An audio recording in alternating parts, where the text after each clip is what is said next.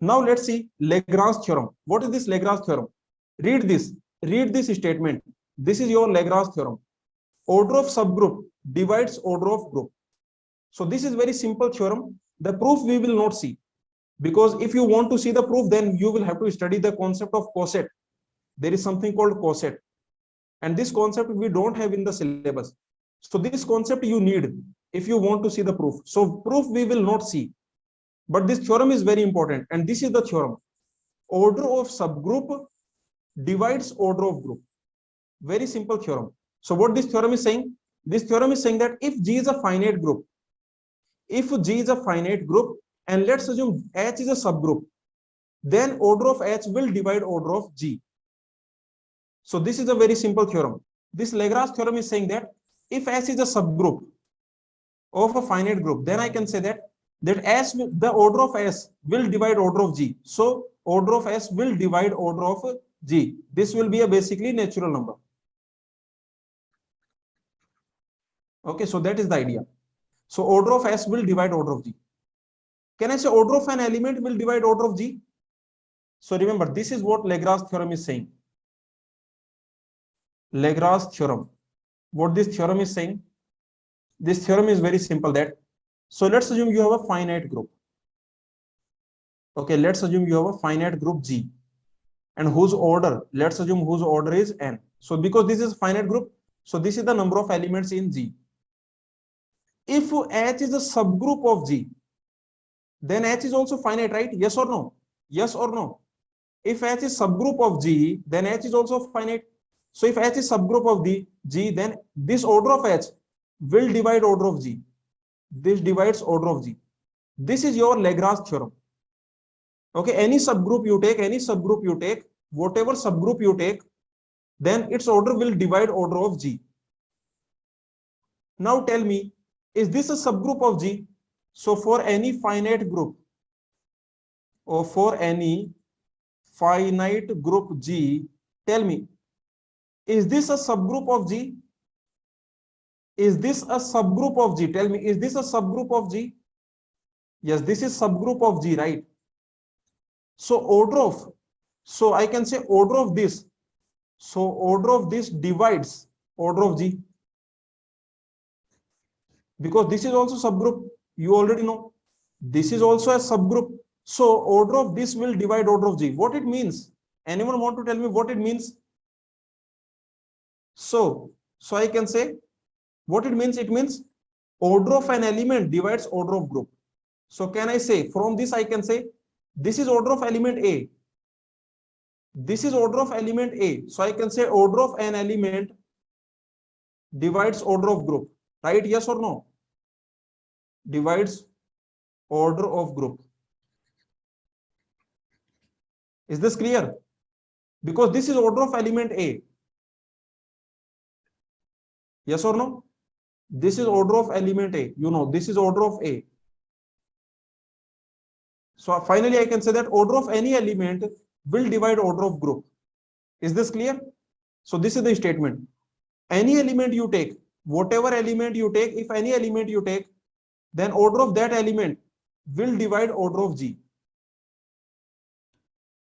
Because you can notice this is a subgroup, and because it is a subgroup, so it will, the order of this will divide order of G. Is this clear? Tell me, is this statement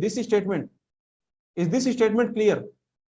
Order of any element, whatever element you take, order of any element will divide order of G. Okay, so this is your Lagrange theorem. So if H is a subgroup, then it will divide. Very simple. Let's see some question. Similarly, if G is an element, then order of G will divide order of G. Let's see this GATE exam question, GATE 2018. What will be the answer? G is a finite group with 84 elements. Then the size of largest possible proper subgroup of G. Then the size of largest possible subgroup, proper subgroup. Proper subgroup means subgroup except G. Subgroup except G. So what will be the answer? Remember, any subgroup that you will create, the largest he is asking. So the answer will be 42.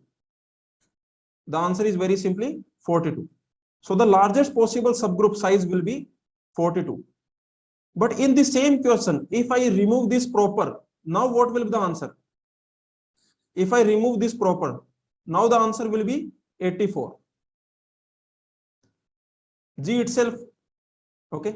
So by Lagrange theorem, let's see. Remember, very interesting thing, very interesting thing. Many students, they don't know about it. So I'm telling you, this Lagrange theorem is one way. Remember this point. This Lagrange theorem is one way. What it means?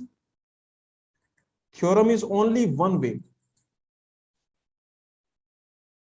It means that if, this word is important, if H is subgroup, okay, this is important. If already you know that H is subgroup, if H is subgroup, then order of H will divide order of G. Then order of H divides order of G. Okay, but remember, but converse is not true. Converse is not true. And what is the converse? Converse is not true means this is the converse. Okay, means if you have, let's assume you have a finite group G. Okay, so let's assume you have a finite group G. Okay, and let's assume that D divides, let's assume D divides order of G. Then can I say there is a subgroup of order D? Then there exists a subgroup of order D. Then there exists a subgroup of order D. Is this true? Then there exists a subgroup of order D. Are you getting my point? Are you getting what I'm saying? See, Lagrange theorem says that if H is a subgroup, if you already know that H is a subgroup, then its order will divide order of G. That is fine. So order of subgroup will divide order of G. But remember, if D divides G, then can I say there exists a subgroup of order D? If D divides G, then can I say there exists a subgroup? There exists a subgroup of order D? The answer is not necessarily. The answer is not necessarily. The answer is not necessarily. Okay. So this is actually, this is not required for the GATE exam. Let me tell you, because this is a research paper. This thing you will not find. Let me tell you. So this converse of Lagrange theorem is not true, but this thing you will never find in a book, because this you will find in research papers. Okay. So I just want to tell you that this is not required for GATE exam, but I am just telling you that Lagrange theorem is one way. Means if H is a subgroup, then its order will divide order of G. But if some number divides G, it does not mean that you have at least one subgroup of that number. Okay, so this is the idea. For example, actually you can notice this, these are the groups. There exists a group of order 12 for which there is no subgroup of order 6. Okay, what this means, this is the research paper actually, not required for GATE. Let me write it here. Not required for GATE. So this is actually a research paper. You can notice, because in the books you will not find this. Anyway, so the point is the Lagrange theorem, the converse of Lagrange theorem is not true, and there is a group. Basically what I'm saying, example, there is a group. Example, there is a group of order 12, for which there is no subgroup. There is no subgroup of order 6.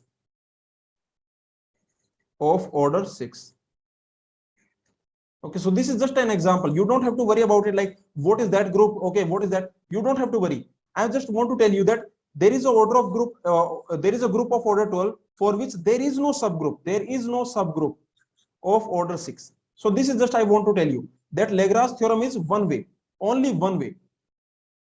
Okay, so don't worry about it. This thing is not required for GATE exam. Please don't waste your time here. I just want to tell you that converse is not true.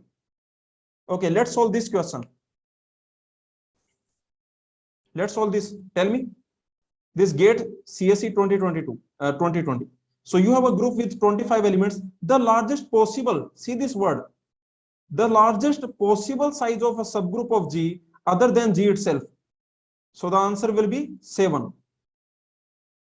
Okay, answer will be 7. Very simple. The largest possible other than G, that will be 7. Okay, and let me give you one note, because this note can help us. So let me give you this note. Actually, this note is required for us. For a abelian group, this converse is also true. For a abelian group, remember, for a abelian group, okay, for a abelian group, converse of this Lagrange theorem is also correct. Converse of Lagrange theorem is correct. Lagrange theorem is true. What it means? It means that this question I can give you. See, if G is a abelian group, if G is a abelian group, okay, means, okay, so this note I can give you. Okay, if G is a finite abelian group, finite abelian group, okay, so and let's assume D divides order of G, then what can I say? Tell me, then what can I say? Tell me what can I say? Then there exists a subgroup of order D, because for abelian group the converse of Lagrange theorem is true. So then I can say there exists at least one subgroup of D. Then there exists at least one subgroup of order D.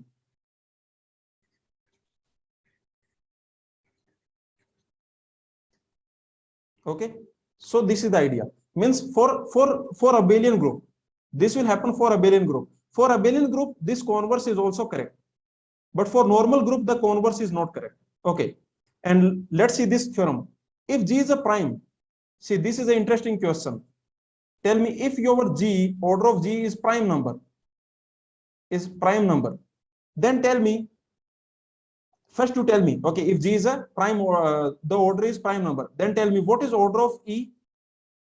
What will be order of E? Order of identity element. That will always be 1. Now, if you have, let's assume, if A is not equal to E, then what will be order of A? Think about it and tell me. What will be order of A? See, Lagrange theorem says that order of A will divide P by Lagrange theorem. See, by Lagrange theorem, what can I say? By Lagrange theorem, what can I say? By Lagrange theorem, order of A will divide order of G, will divide this P, will divide order of G, which is equal to P. So it means, okay, and this is a prime number, and this is a prime number.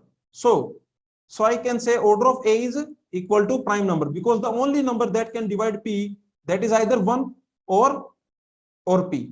The only number that can divide P. The only number that can divide P, that is either 1 or P. And you can notice, if A is not equal to P, if A is equal to E, then order will be 1. If A is not equal to P, then order of A will be definitely greater than equal to 2, less than equal to this. So which number will divide P? Tell me.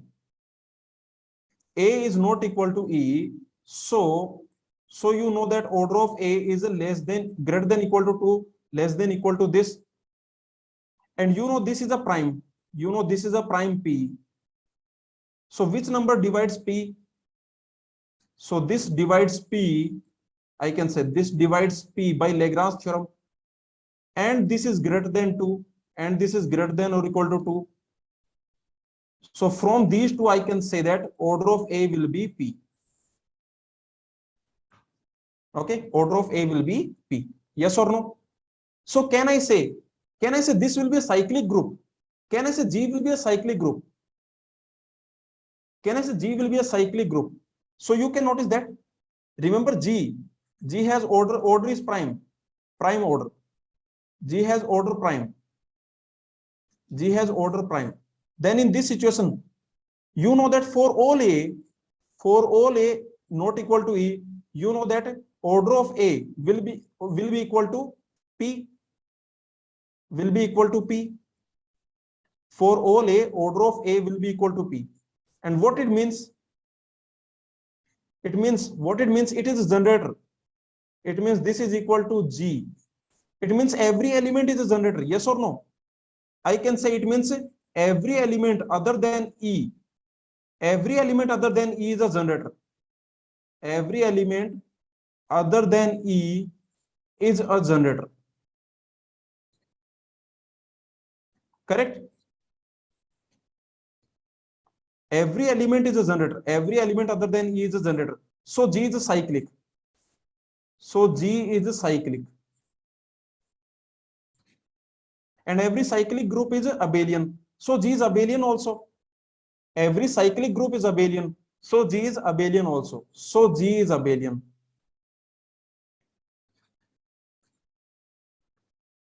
So very simple. So remember, every group of order P, of order prime, every group of order prime is cyclic. The proof is extremely simple. And the proof, these two proofs we will not see, but these theorems are important. Proofs are not required because proofs are actually very hard.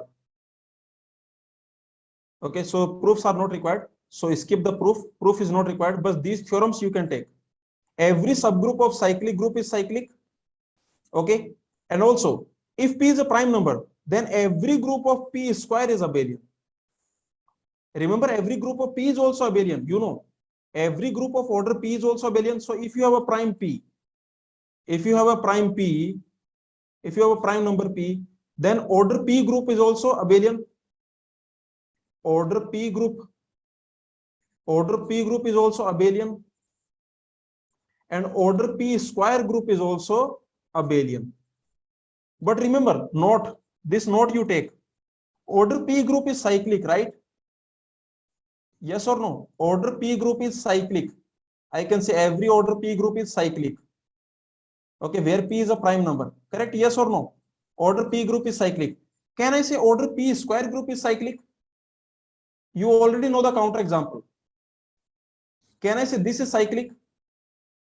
This does not mean cyclic. Okay, what is the counter example? Do you remember the counter example? Yes, U8. Very good, very good. This is the counter example. You can notice order of U8 is equal to 2 square, where 2 is a prime number. Where 2 is a prime number. And you can notice this is not cyclic. This U8, this is not cyclic. So I can say that if you have a prime number P, then remember, order P group is abelian, order P square group is also abelian. But order P group is cyclic, but order P square group does not mean cyclic. Does not mean cyclic. So tell me what is the answer for this question. GATE 2021. You have a group of order 6. H is a subgroup of G such that, then which of the following option is correct?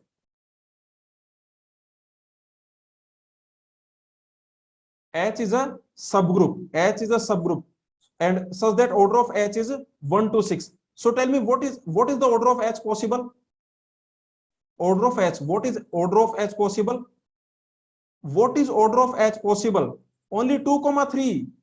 Are order of this H is a subgroup. Are H is a subgroup. H is a subgroup of G. H is a subgroup of G. So order of H divides order of G. So order of H divides order of G. So order of H divides 6. So the order of H possible is 2, 3. Yes or no? So the only possible order of H is 2, 3. Only this is the possibility. And every group of order 2, 3, that is cyclic. You already know. You already know every group of order 2, 3 is cyclic. Every group, okay, every group of order 2, 3 of order 2, 3 is cyclic. So I can say H must be cyclic, but G may not be cyclic. So H must be cyclic, but G may not be cyclic because G has order 6. So it may not be cyclic. Okay, it may not be cyclic. G has order 6 because you know order 4 group. you have an example of order 4 group which is not cyclic. Similarly, okay, you have a G with order 6, so it may not be cyclic, but H is definitely cyclic. Okay, so the answer will be this option B. What is the answer for this GATE 2014 question? G is a group with 15 elements. L is a subgroup of G. It is known that L is not same as G. Size of L is at least 4. Then what are the possibilities for L? L is a subgroup of G, so it means order of L divides. It means order of L divides 15. It means order of L. What are the possibilities? The possibility is 1, 3, 5. Only these are the possibility. 1, 3, 5. Only these are the possibility. And the size of L is at least 4. So this is correct answer, because size of L is at least 4. This is given to you that size of L is at least 4. So these are the possible choices, and this is greater than 4. So the answer will be 5.